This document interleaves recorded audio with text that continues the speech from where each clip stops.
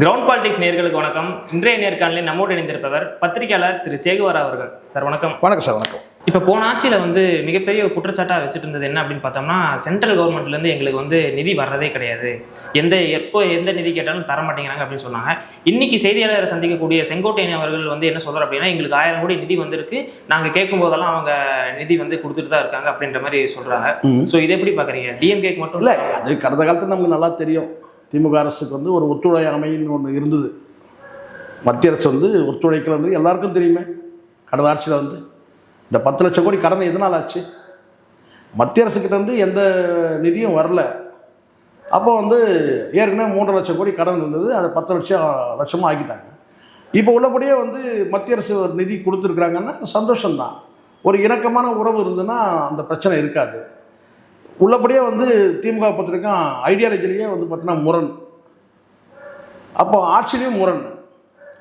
அதுவும் இந்தியா கூட்டணியில் இருந்ததுனால இன்னும் கூட மத்திய அரசோட அந்த ஒத்துழையாமைன்னு ஒன்று இருந்தது. இந்த டிவிக்கு அரசுக்கு அந்த அளவுக்கு கடுமையாக இருக்காதுன்னு நம்ம நம்பலாம். அதை ஒரு அமைச்சரே சொல்கிறாரு, எங்களுக்கு இவ்வளோ நிதி கொடுத்துருக்குறாங்க அப்படின்னு சொல்லும்போது சந்தோஷம்தான். விஜய் அவர்கள் தொடர்ச்சியாக பாஜக சைடே போகாமல் இருக்கிறதுக்கு இது ஒரு காரணமாக இருக்கும் அப்படின்னு நம்ம சொல்ல முடியாது சார். இங்கே இப்போதைக்கு நான் சொல்கிறேன், யார் எந்த பக்கம் போகிறதுன்றதுல மிகப்பெரிய குழப்பம் இருக்குது. ஏன்னா இங்கே காங்கிரஸ் ஒரு பக்கம் டிஎம்கே விட்டு விலகி இங்கே டிவிக்கில் உறவு கொண்டால் கூட பார்த்தீங்கன்னா இன்னும் பல எனக்கு வர செய்தியை தான் நான் சொல்கிறேன். பல மூத்த தலைவர்கள், ஏன் இப்போ இருக்கிற இந்த மாநில தலைவர் இவர் இருக்கிறாரில்ல, நம்ம செல்வ பெருந்தகை, அவர் உட்பட இன்னும் இருக்கக்கூடிய நிர்வாகிகள் எல்லாம் சில பேர் இன்னும் திமுகவோட உறவில் இருக்கிறாங்க, பேசுகிறாங்க, போகிறாங்க. லாபிக்கள் இன்னும் நடந்துட்டு தான் இருக்குன்னு ஒரு தகவல் இருக்குது. அண்ணன் திருமாவளவன் டிவிக்கு அரசுக்கு அமைச்சர் பதவி வாங்கி சப்போர்ட் பண்ணாலும் கூட இன்னும் கூட அவர் திமுகவோட உறவில் இருக்கிறாரு. அது காரணம் கேட்டால் கடந்த ஒரு 2 நாளைக்கு முன்னாடி கூட சங்கத்தமிழ் ரவிக்குமார் குறித்து கடுமையாக விமர்சனம் பண்ணார், திமுக குறித்து அதிமுக குறித்தும் கடுமையாக விமர்சனம் பண்ணார். அப்படின்னும் போது அவரை கட்சியை விட்டு நீக்கம் பண்ணதாக ஒரு தகவல் இருக்குது. உங்களுக்கு தெரியும் நினைக்கிறேன். ஒரு 3 மாதத்துக்கு சஸ்பெண்ட் பண்ணியிருக்கிறாங்க. எதுக்காக சஸ்பெண்ட் பண்ணோம்? திமுகவையும் அதிமுகவும் விமர்சனம் பண்ணுறதுக்கு எதுக்கு அவரை சஸ்பெண்ட் பண்ணணும்னு ஒரு கேள்வி இருக்குல்ல. அப்போது அங்கே ரவிக்குமார் திமுக ஆதரவாளராக இருக்கிறது, ரவிக்குமாரை விமர்சனம் பண்ணதுக்காகத்தான் சங்கத்தமிழனை கட்சியை விட்டு நீக்கியிருக்கிறாங்கன்னா ஒரு தகவல் இருக்குது. ஆக எல்லா கட்சியும் பார்த்தீங்கன்னா இங்கே ஒரு கால் அங்கே ஒரு கால் வச்சுருக்கிற மாதிரி தான் எனக்கு தெரியுது. எனக்கு தெரிஞ்சு ஒரே கட்சி நாம் தமிழர் மட்டும்தான் பார்த்தீங்கன்னா இந்த மாதிரியான இங்கே ஒரு கால் அங்கே ஒரு கால் தெளிந்த அரசியல் பாதையில் இருக்கிறது நாம் தமிழ் மட்டும்தான். லாப நஷ்டங்களை பார்க்காம அரசியலில் ஒரு தெளிந்த சிந்தனையோடு பார்த்தீங்கன்னா அரசியல் கட்சி நடத்துகிறாங்க. மீதி எல்லாருமே குழம்பு போயிருக்காங்க. என்ன குட்டையை குழப்பின மாதிரி தான் இருக்கிறாங்க. எல்லாருமே பார்த்தீங்கன்னா ஒரு தெளிவாக இல்லவே இல்லை. காங்கிரஸே உள்ளபடியே அதுதான் சீமானவர்கள் இந்த விமர்சனம் பண்ண மாதிரி யார் எங்கே இருக்கிறாங்கன்றதே தெரியல. ஒரு கட்சியில் ஜோதிமணி திடீர்னு என்ன செய்கிறாங்கன்னு கேட்டால் கடுமையாக டிவிக்கு எதிர்க்கிறாங்க. ஸோ அவங்க ஒரு முக்கியமான ஒரு ஒரு பொறுப்பில் இருக்கிறாங்க. அப்போ இந்த மாதிரி இன்னும் நிறைய பார்க்குற ஒரு எம்பி அதை தாண்டி பொறுப்பில் இருக்கிறாங்கன்னா, அப்போ இந்த மாதிரியான நபர்கள் காங்கிரஸ்லேயும் முரண்கள் இருக்குது, டிவிக்கேலையும் அப்படி இருக்குது. கம்யூனிஸ்டுகள் தினம் ஒன்று பேசிகிட்டு இருக்கிறாங்க. நேற்று ஒன்று பேசுகிறாங்க, இன்றைக்கி ஒன்று பேசுகிறாங்க. அப்போ இங்கே தடுமாற்றம் அரசியல் ஒரு தேக்க நிலை என்பதை தாண்டி ஒரு தடுமாற்றமாகவே இருக்குது. அரசியல் தட்பவெப்பம் திடீர்னு சூடாகுது, திடீர்னு சொல்லுவாங்க இல்லையா, திடீர்னு ஒரு மேகமூட்டம் நான் அப்படியே வெயிலே இல்லாமல் போயிடுச்சுங்க, மழை பெய்கிற மாதிரி ஆச்சு, திடீர்னு வெயில் கிடைக்குது. அந்த மாதிரி தான் அரசியல் தட்பவெப்பம் மாறிட்டே இருக்குது. அது குறிப்பாக நான் சொல்கிற வரைக்கும் கேட்டால் இன்றைக்கி டிஎம்கே சொல்கிறாங்க சில பேர் தனிமைப்படுத்தப்பட்டாங்க டிஎம்கே அப்படின்னு சொல்லி. நான் அப்படி நினைக்கவே இல்லை. ஏன்னா இங்கே இருக்கிற கட்சிகள், பல அரசியல் கட்சிகள் டிவிகேல கூட்டணியில் இருந்தாலும் கூட பார்த்தா இன்னொரு பக்கம் அந்த பக்கம் ஒரு பேச்சுவார்த்தையில் போயிட்டு ஒரு லாபி இருக்க தான் செய்யுது. அதனால் இது நம்ம உறுதியாக நம்ம சொல்லவே முடியல இப்போ இருக்கிற நிலையை பார்த்தோம். அது காரணம் கேட்டால் இப்போ ஒரு ஸ்டெபிள் கவர்மெண்ட் இருக்கிற மாதிரியே எனக்கு ஒரு ஃபீல் ஆகலை. ஒரு டவுட்ஃபுல்லாகவே ஓடிட்டு இருக்குது. சரி, அப்படி இப்படின்னு ஓட்டிடுவாங்க. ஒரு 2 வருஷம் 3 வருஷம் ஓட்டிடுவாங்க, ஒரு 4 வருஷம் ஓட்டிடுவாங்க, 5 வருஷம் ஓட்டிடுவாங்க. அப்படி தான் இருக்க தவிர அதுவும் டவுட்ஃபுல்லாக இருக்குது. ஒரு சந்தேகத்தோடு தான் சொல்கிறதா இருக்குது. என்னப்பா ஒரு 5 வருஷம் ஓடுமா இந்த கவர்மெண்ட்டு அப்படின்னு கேட்குற மாதிரி தான் இருக்குது. அப்படி தானே இருக்குது. நமக்கே பார்த்தோன்னா யோசிக்கிறாங்க, இவங்க 5 வருஷம் தள்ளுவாங்களா இருக்கிற பிரச்சனைகளை பார்த்தா அப்படின்னு தான் நம்ம தோன்றதாக இருக்குது. அது காலம்தான் போய் சொல்லணும், எல்லாத்துக்கும் காலம்தான் போய் சொல்லணும். ஏன்னா இப்போ வந்து பிஜேபி கூட வந்து டிவிகே வந்து சுமூகமாக போகக்கூடிய ஒரு மாதிரியான பார்வை இருக்கும்போது இந்தியா அலையன்ஸ்லேருந்து டிஎம்கே வந்து பிரிஞ்சு வந்துட்டாங்க. ஸோ இப்போ வந்து டிவிகே வந்து இந்தியா அலையன்ஸில் வந்து சேருவாங்களா அப்படின்ற ஒரு கேள்வியும் எழுது. இப்போது இயற்கையாக வந்து பார்த்திங்கன்னா அப்படி சேர்ந்து தானே ஆகணும், அப்படி சேர்ந்து தானே ஆகணும். இப்போது டிஎம்கே வந்து ஒரு பிரதான இந்தியா கூட்டணியில் வந்து ராகுல் காந்தி வந்து பிரதமராக முன்மொழிஞ்சதே வந்து ஸ்டாலின் தான். அப்போ இப்போ வந்து இனிமேல் அவங்க அதை இணையத்துக்கான வாய்ப்பே கிடையாது, அவங்க விலகி வந்தாச்சு. ஏன்னா அங்கே பிரதானமாக வந்து காங்கிரஸ் வந்து ஒரு துரோக சக்தியாக இருக்கும்போது எப்படி வந்து இதுக்கு மேலே அந்த கூட்டணியில் பயணிக்க முடியும்? ரெண்டாவது வந்து எப்படி வந்து பிரதமர்ன்ற எப்படி நம்ம வந்து ராகுல் காந்தி வந்து முன்மொழிய முடியும்? இதுக்கு மேலே பயணிக்கிறது அர்த்தமற்றது. அப்போ அவங்க விலகி வந்தது, டிஎம்கே வந்து விலகி வந்துட்டாங்க. சரி, விலகி வந்துட்டாங்க, அதனால் வந்து பிஜேபி பக்கம் போயிட போகிறாங்கன்னா போக முடியாது. ஏன்னா ஐடியாலஜி பிரச்சனை இருக்குது. ஸோ ஐடியாலஜி படி அவங்க போக முடியும். தனி இப்போ இனிமேல் வேறு வழி கிடையாது. இந்தியா கூட்டணியும் கிடையாது, தேசிய அளவில் இதுவும் கிடையாது. மூன்றாவது அணி உருவாகுமா தேசிய அளவுலன்றது அது வந்து மில்லியன் கொஸ்டின் சொல்லுவாங்க, அந்த மாதிரி தான் இருக்குது. அதனால் அதுக்கு வாய்ப்பு இல்லை. இப்போதைக்கு வந்து நீங்கள் வந்து இங்கே தமிழ்நாடு அளவில் தான் ஒரு கூட்டணியில் அவங்க இருப்பாங்க. இப்போ நீங்கள் இன்னொரு கேள்வி கேட்குறீங்க, அந்த இடத்த போய் வந்து இவங்க ஃபில் பண்ணுவாங்களா, டிவிகே ஃபில் பண்ணுவாங்களான்னு கேட்குறீங்க. வேறு வழி போய் ஃபில் பண்ணி தானே ஆகணும். ஏன்னா இவங்களுக்கு ஆதரவு தெரிவித்ததே வந்து 29 சேர்த்தே ஆதரிக்கிறாங்க. 29 வந்து எலெக்ஷனுக்கும் சேர்த்தே தான் இவங்க லெட்டர் கொடுக்கும்போது அப்படி தான் கொடுத்தாங்க. அப்போனா என்ன அர்த்தம்? 28 கூட்டணியில் வந்து நீங்கள் பயணிக்கும் போது அப்போ வந்து இந்தியா கூட்டணியில் வந்து டிவிக்கே போய் இணையணும். ஆனால் அதில் ஒரு நெருடல் இருக்குது இவங்களுக்கு. ஏன்னா அப்படி போய் இணைஞ்சாங்கன்னா, நான் ஏற்கனவே ஒரு பதில் சொன்னேன் பார்த்தீங்களா, இங்கே மத்திய அரசுக்கிட்ட வந்து மீண்டும் வந்து ஒரு ஒத்துழையாமை எப்படி டிஎம்கே எப்படி டீல் பண்ணாங்களோ அப்படி தான் டீல் பண்ணுவாங்க. ஏன்னா நேற்றுக்கு ரெண்டு பிணக்கு சார், ஒன்று ஐடியாலஜி, இன்னொன்று வந்து பார்த்தீங்கன்னா ஐடியாலஜி படி பார்த்தீங்கன்னா வந்து பிஜேபியோ டிஎம்கேயோ ஒன்றாக முடியாது. சரிங்களா? அது கடந்த காலத்தில் வந்து வாஜ்பாய் பீரியட் நடந்ததுன்னா அது வேறு, அது செப்பரேட். அது வந்து அது கலைஞருடைய லாவகமான அரசியல், ரைட் பர்சன் இந்த ராங் பார்ட்டின்னு சொல்லிட்டு அவர் வந்து கூட்டணி வச்சு. ஆனால் இன்றைக்கி வந்து பார்த்தீங்கன்னா ஐடியாலஜி படி வந்து பார்த்தீங்கன்னா வந்து சேர்ந்து செயல்பட முடியாது. இன்னொன்று வந்து பார்த்தீங்கன்னா இந்தியா கூட்டணியில் இருக்கிறது. இப்போ இந்தியா கூட்டணியில் இவங்க இல்லை, டிஎம்கே இல்லை. அப்போ பிஜேபியோட வந்து பார்த்தீங்கன்னா வந்து மிங்கிள் ஆவாங்களான்னு சொல்லி பார்த்தாங்கன்னா கிடையாது. காரணம் ஐடியாலஜி இடிக்குது. ஆனால் விஜய்க்கு என்ன சௌகரியம்னு கேட்டிங்கன்னா, விஜய்கிட்ட ஐடியாலஜி கிடையாது. ஏன்னா அவர் திராவிடியன் பார்ட்டியா அல்லது தமிழ் தேசிய பார்ட்டியா எதுவுமே கிடையாது, எந்த ஐடியாலஜியும் கிடையாது. ஒன்லி ஃபார் வந்து சினிமா ஃபார்முலா, அவ்வளோதான். அப்போ ஐடியாலஜி இல்லாதனால இவங்க வந்து போய் வந்து இந்தியா கூட்டணியில் போய் இவங்க சேர்ந்துக்கலாம். பிஜேபிக்கு எந்த அப்ஜெக்ஷனும் இல்லை. ஆனால் இந்தியா கூட்டணியில் போய் நீங்கள் வந்து சேர்ந்து அங்கே வலிமையாக்குனீங்கன்னா நாங்கள் எதுக்கு உங்களுக்கு வந்து இப்போ தேவையான நிதியை நாங்கள் தரணும்? அப்போ டிஎம்கேக்கு என்ன ஒத்துழைமை இயக்கம் நடத்துனாங்களோ அதே மாதிரி தான் இவங்களுக்கும் பண்ணுவாங்க. அது அப்படி தான் வந்து பார்த்தீங்கன்னா சப்போர்ட் பண்ண, அதாவதுக்குன்னா கோஆப்ரேட் பண்ண மாட்டாங்க. அப்போது அந்த இடத்துல வந்து பார்த்தீங்கன்னா வந்து விஜய் வந்து எப்படி டெல்லிக்கு போகும்போது வெறும் மோடியை மட்டும் சந்திச்சுட்டு வந்தாரோ, சோனியாவையும் ராகுலையும் சந்திக்காமல் வந்தாரோ, எப்படி வந்து கேரளாவிலேருந்து வந்து முதலமைச்சர் வந்து அந்த பதவியேற்பு நிகழ்ச்சிக்கு வந்து அவாய்ட் பண்ணாரோ, அதே மாதிரி இந்த இந்தியா கூட்டணியும் அவாய்ட் பண்ண தான் பார்ப்பார் அப்படின்னு நான் நினைக்கிறேன். ஆனால் அதுக்கு தாண்டி என்ன அரசியல் நடக்குதுன்னு பார்க்கலாம். அங்கே இருக்கிற வியூக அமைப்பாளர்கள் என்ன ஏன்னா நீ இப்போ இந்தியா கூட்டணியில் போய் நீங்கள் சேர்றதுனால இங்கே வந்து பிஜேபியோட கோபத்துக்கு நம்ம ஆளாகும். பிஜேபின்றத மத்திய அரசு கோபத்துக்கு ஆளாகும் போது மத்திய அரசு கிட்ட நிதி வர்றதா இன்னும் நெருக்கடி அதிகமாகும். நீங்கள் வேர்ல்டு பேங்க்லேயே நீங்கள் போய் கடன் டைரெக்டாக போய் நீங்கள் வாங்க முடியாது. வயா சென்ட்ரல் கவர்மெண்ட் தான், அதோட நாம்ஸ் அந்த மாதிரி இருக்குது.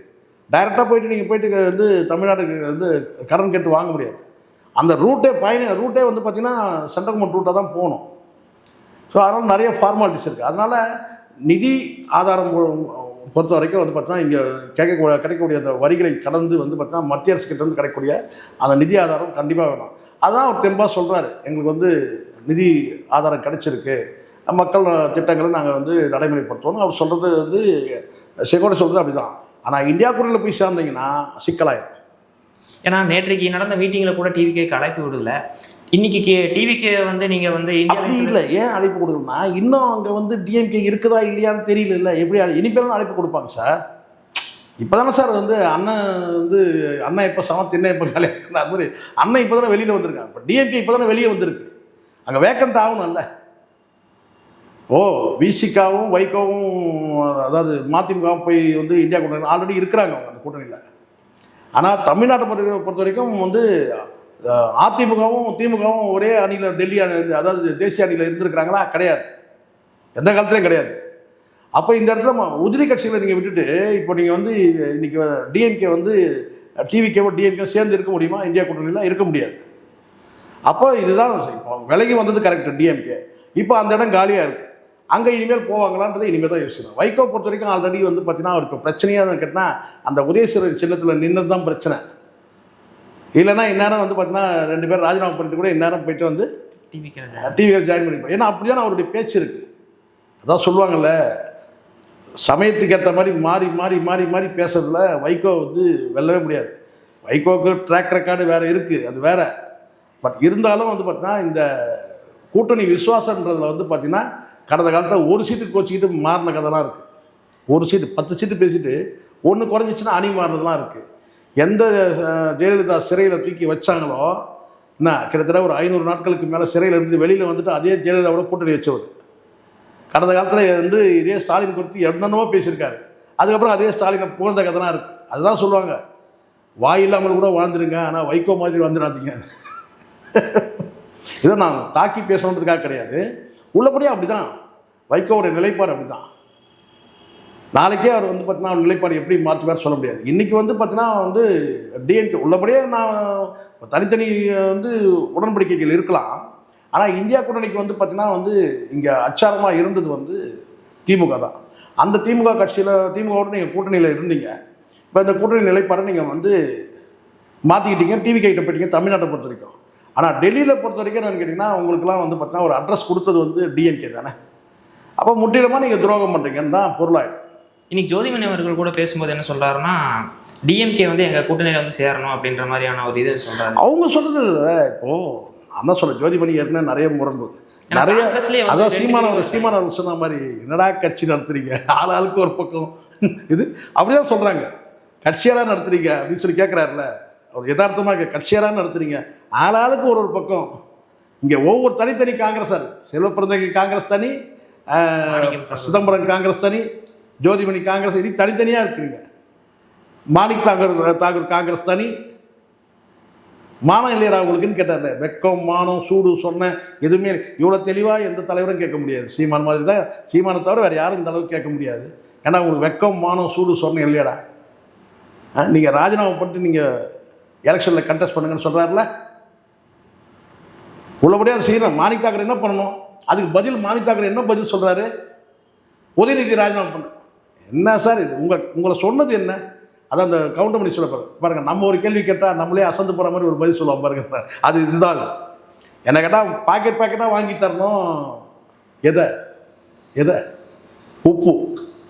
மாணிக் தாக்கருக்கு வந்து பார்த்திங்கன்னா பாக்கெட்டாக ஒரு மூட்டையாக வாங்கி தரணும்னு நினைக்கிறேன். யாருக்கு? மாணிக் தாக்கருக்கு. அதில் இந்த டாட்டா சால்ட்டு அப்புறம் இந்த கல் உப்புன்னு சொல்லுவாங்க பார்த்தீங்க, அதெல்லாம் மூட்டையாக இறக்கணும்னு நினைக்கிறேன். கொஞ்சமாச்சும் வந்து பார்த்தீங்கன்னா எதுக்கு எந்த பதில்? உன்னை சொன்னது என்ன? நீ திமுக தயவில் ஓட்டு வாங்கி ஜெயிச்சுட்டு நீங்கள் துரோகம் பண்ணிட்டீங்கன்னு சொல்கிறாருன்னா, அப்போ நீங்கள் ராஜினாமா பண்ணிட்டு நீ எலெக்ஷனுக்கு வரணும்னா சவாலை ஏற்றுக்கணும்ல. திராணி இருந்தால் உதயநிதி ராஜினாமா பண்ண சொன்னால் அதையே அவர் சொல்லணும், நீ சொல்லிட்டு போ. ஆனால் உன்னை சொன்னது என்ன? சீமாவுன நேரடியாக சொல்கிறாரு, பதவியை ராஜினாமா பண்ணி நீ எலெக்ஷனில் நின்று ஜெயிச்சு வா பார்ப்போம். சான்ஸே கிடையாது. அப்போ நீங்கள் என்ன செய்ய கேட்டால் உதயநிதி கிட்ட போயிருக்கீங்க. இன்னும் தெளிவாக சொல்கிறாரு, தோத்த நானே 4% வச்சுருக்கேன்டா. இதை விட என்ன கேட்க முடியும்? சீமானை தவிர வேறு யாரும் இந்த அளவுக்கு வந்து உங்களை வந்து கிழிக்க முடியாது, உங்களை கேட்கவும் முடியாது. தோத்த நான் 4% வச்சுருக்கிறேன், உங்ககிட்ட எத்தனை பர்சன்ட் கேட்குறேன், அதுக்கு பதில் இருக்கா? அதை விட்டுட்டு 4 ஸ்டேட்டில் நாங்கள் முதலமைச்சரா இங்கே என்ன கிழிச்சிங்கன்னு கேட்குறாரு சீமான். கேட்குறது இங்கே என்ன கிழிச்சிங்க? 4 ஸ்டேட்டில் நாங்கள் ஆட்சியில் இருக்கிறோம், 120 சட்டமன்ற நாடாளுமன்றங்களை நாங்கள் கடந்து வந்திருக்கிறோம்.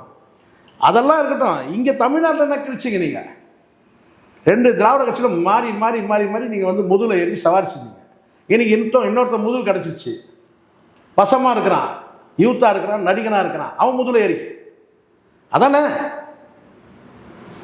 அப்புறம் என்ன தகுதி இருக்கா? அப்போ சீமான் குறித்து சீமான் வந்து ஒரு வார்த்தை கேட்குறாரு, அதுக்கு உங்ககிட்ட நேரடியாக பதில் இருக்கா? உங்ககிட்ட பதில் இல்லை. காரணம் அவர் சொன்னது தான், வெக்கம் மானம் சூடு சொன்ன எதுவுமே இல்லை. மாணிக் தாக்கருக்கு அது இல்லாதனால தான் கேட்ட கேள்விக்கு பதில் சொல்ல தெரியல. நேரடியாக சொல்கிறேன், நான் சொல்கிறேன், வெக்கம் மானம் சூடு சொன்ன மாணிக் தாக்கருக்கு இருந்திருந்தா சீமான் கேட்ட கேள்விக்கு பதில் இருந்திருக்கும். உங்கள்கிட்ட பதில் இல்லை, பதில் இல்லை. அப்போ என்ன சொல்லுங்க, நேராக உதயநிதி கிட்ட போறீங்க, அவரை ராஜினாமா பண்ணுங்க. அதையும் அவர் சொல்லணும், நீ சொல்லு. அது சொல்ல வேண்டிய அவசியமே இல்லை. இப்போ நீங்கள் தானே இன்றைக்கி வந்து துரோகம் பண்ணிட்டு புதுசாக ஒருத்தர் போய் சப்போர்ட் பண்ணியிருக்கீங்கல்ல. காங்கிரஸ் ஒழிக்க வேண்டிய கட்சி. தமிழ்நாட்டில் காங்கிரஸ் எப்போ ஒழிஞ்சிருக்கு.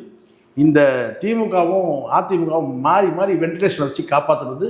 அதுவும் திமுக தான் கிட்டத்தட்ட ஒரு 20 ஆண்டு காலம் வந்து பார்த்தீங்கன்னா இந்த உயிர் கொடுத்தது, காங்கிரஸ் உயிர் கொடுத்ததே அவங்க தான். இல்லைனா எப்போ அது சமாதி, எப்போ அது பார்த்தீங்கன்னா அது வந்து அடக்கம் பண்ணி சமாதி பண்ணி உயிர் கொடுத்தது. இன்றைக்கி அந்த வேலையை வந்து டிவிக்கு பண்ணுது.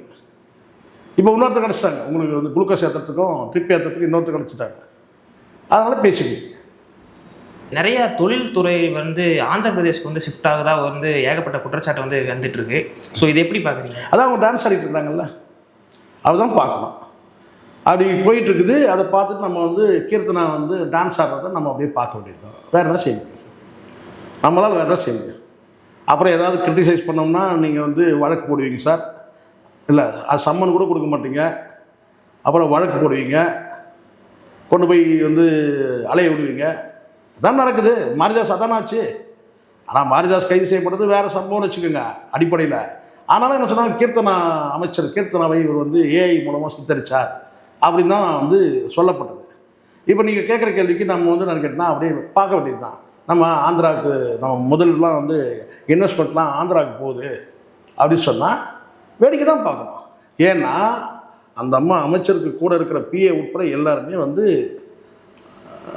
ஆந்திராவை சேர்ந்தவங்க. அமைச்சருடைய பிஏவே வந்து பார்த்தீங்கன்னா ஆந்திராவை சேர்ந்தவங்க. அதனால் ஆந்திரா போதும்னு சொல்லுங்க. என்னமா இது வாண்டடாக தான் அங்கே வாண்டடான்னு சொல்கிறத விட நீங்கள் என்ன பண்ணுறீங்கன்னு கேட்குறீங்க. இதுக்கு எதாவது விளக்கம் இருக்கா? 2 நாளாக நீங்கள் சொல்கிற செய்தி வந்துட்டுருக்கு, நேற்றுலேருந்து வந்துட்டுருக்கு. நேற்று முந்த நாள்லேருந்து வந்துட்டுருக்கு. இந்த மாதிரி இத்தனை ஆயிரம் கோடி வந்து பார்த்தீங்கன்னா ஆந்திராவுக்கு போயிடுச்சு, இங்கே வர வேண்டிய நிறுவனம்னு சொல்லிட்டு போயிட்டு இருக்கும்போது ஏதாவது பதில் வரும்னு பார்த்தா என்ன பதில் வருதுன்னா ஒரு காட்சி வருது. இப்போ நீங்கள் கேட்டிங்கல்ல எப்படி பார்க்குறீங்கன்ட்டு, அவங்க டான்ஸ் ஆடுறத பார்த்தோம். அதுவும் என்ன பாட்டுக்குன்றதெல்லாம் நம்ம சொன்னாலும் நம்ம தகுதிக்கே குறைவு தான் அது. இது முதலமைச்சர் பாடின சினிமாவில் பாடின பாட்டுக்கு டான்ஸ் ஆடிட்டு இருக்காங்க. இப்போ புரியுதுங்களா? அப்போ விளங்குமா தமிழ்நாடு? இதெல்லாம் வந்து உங்களுக்கு சுட்டி காட்டினா கோபம் வருது, உடனே வழக்கு போடுங்க, அதை போடுங்க, இது போடுங்க. அதானே ஆயிடுச்சு. இப்போ பார்க்கலாம் சார், நிறைய விஷயம் நம்மளோட பகிர்ந்துட்டீங்க. நன்றி. நன்றி சார்.